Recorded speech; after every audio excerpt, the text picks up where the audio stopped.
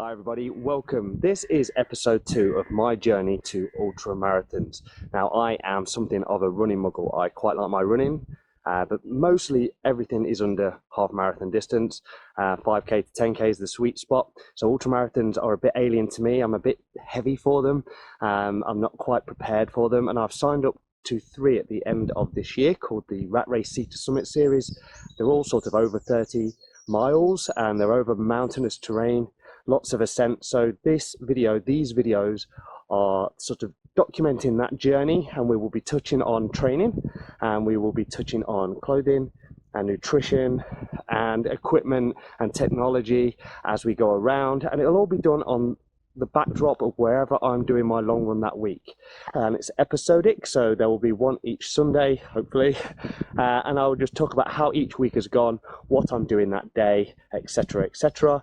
Today I am here at Bradgate Park, one of our many beautiful hilly locations in Leicester, to work out 11 miles over these hills. Now it is a baking hot day, so we've got to contend with the weather, but we can't shy away from weather, whatever it is, because weather can affect you on your ultra marathons too. So it's just about being prepared and being ready, and seeing what the training session brings. So we're going to get started now. I'm going to do one whole lap of this park, and then I'm going to take in some of the inner trails and try and just top it up to 11 miles.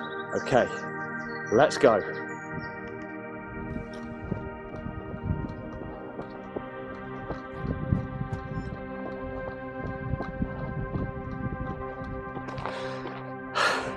Okay, so the perimeter of this park is 4 miles and it is far from flat. I'm on the half mile of uphill straight out of the car, so it's not flat. I'm not sure if this camera picks it up.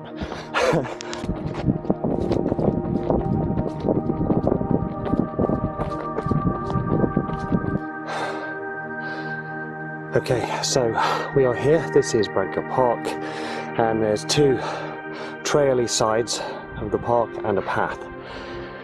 In the middle there are infinite number of trails, lots of wild deer populations here, groups of trees that we can run around, get shade in, and at the top of the very tallest hill we have Old John.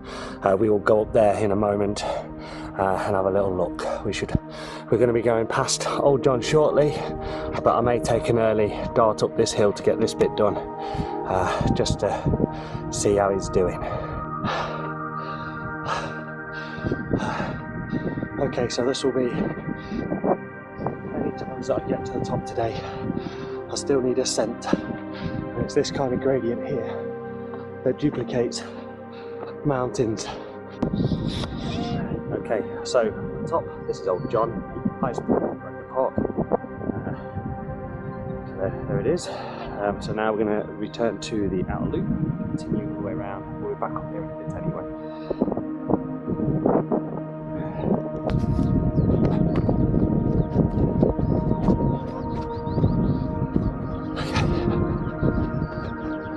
So you've always got to look where you're going.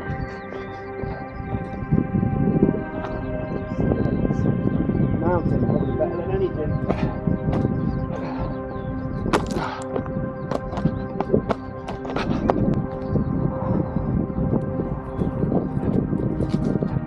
So it's 11 miles today.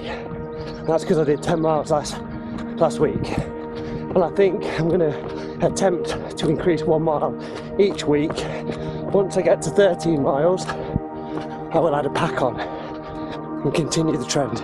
I'm going to join the path, and it is very touristy, so only a couple of clips on there, because you feel like a right tool talking to camera and there's other people about. Anyway, we're going to join the path here at Newtown Linford, and then get it all the way 2 miles of path all the way back up to the car. Then we can start doing some of the inner trails, which I'm looking forward to because they're way better.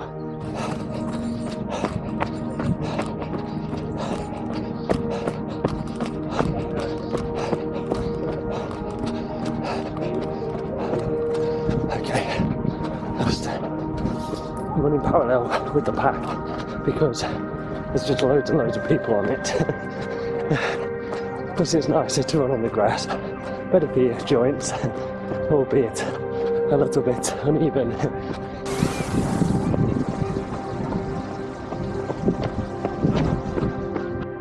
So this park is the family home of Lady Jane Grey. She used to live in these ruins up here before she was queen for a very short period of time, convicted of treason and beheaded. Not the nicest of stories, but this is where she lived.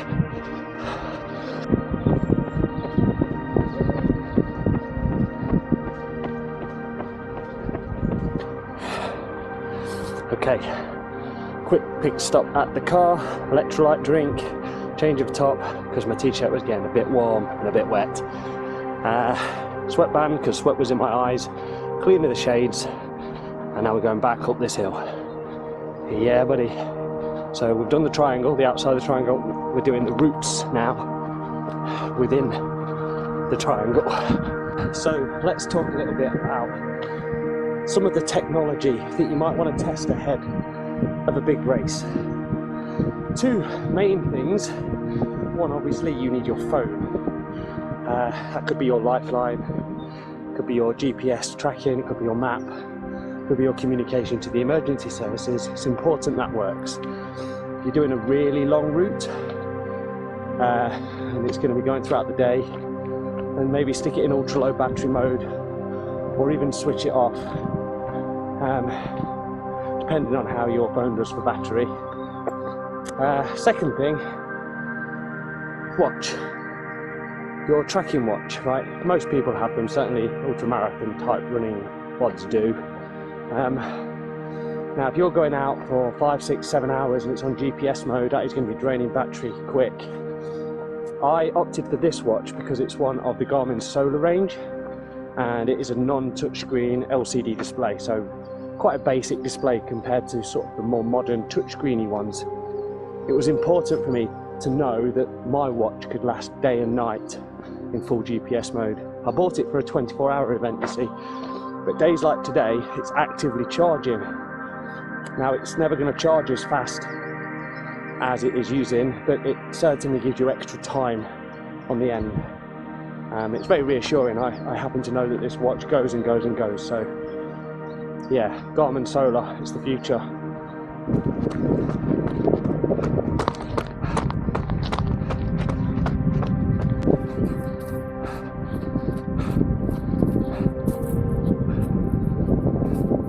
Uh-oh. Oh no!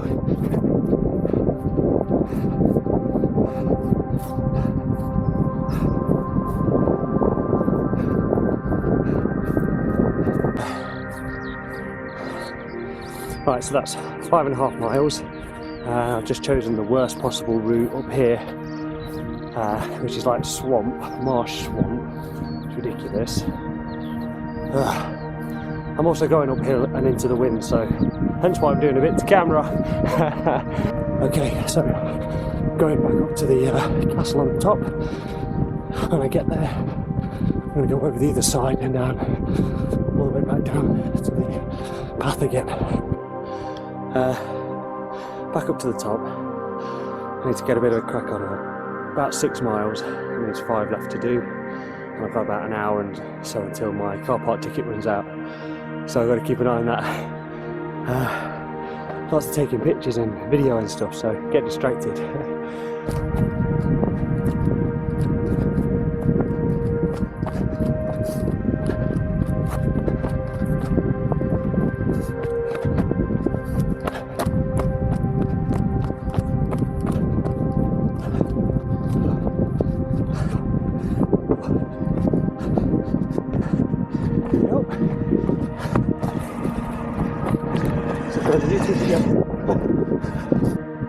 So part of coming out on these long runs is to test wearing. Clothes might chafe, shoes might rub, headbands might make your hair look questionable, but right now I'm on 6.5 miles and I can feel my right arch is hot spot. Now, to runners, we know this is a precursor to blisters,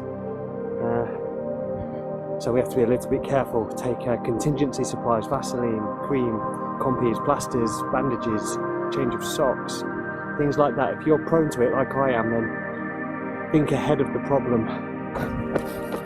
If you are one of the Ratrace lot, make sure you get your compulsory list stuff sorted, because they do check it at registration and at the start line.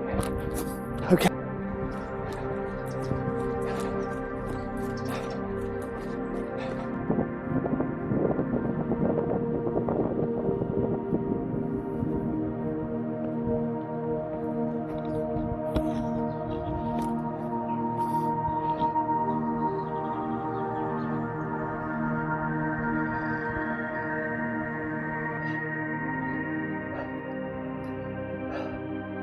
So let's talk about weather for a second. Today is really warm,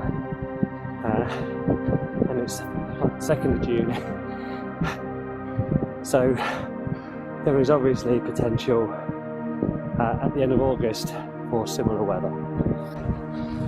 Oh, man, I have no idea how much gradient I've done, or even if Strava will know. Because I'm doing so many internally hilly miles here, it's hard to tell. Okay, back up the top, as you can see. Oh God.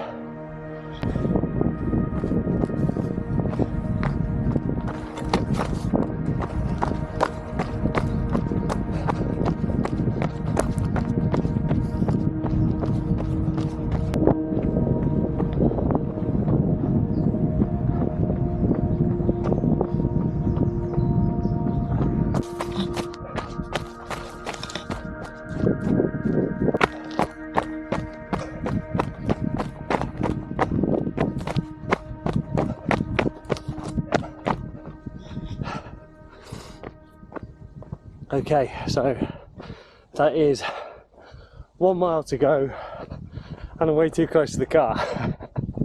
So now I've got to sort of double back on myself and find an extra half a mile.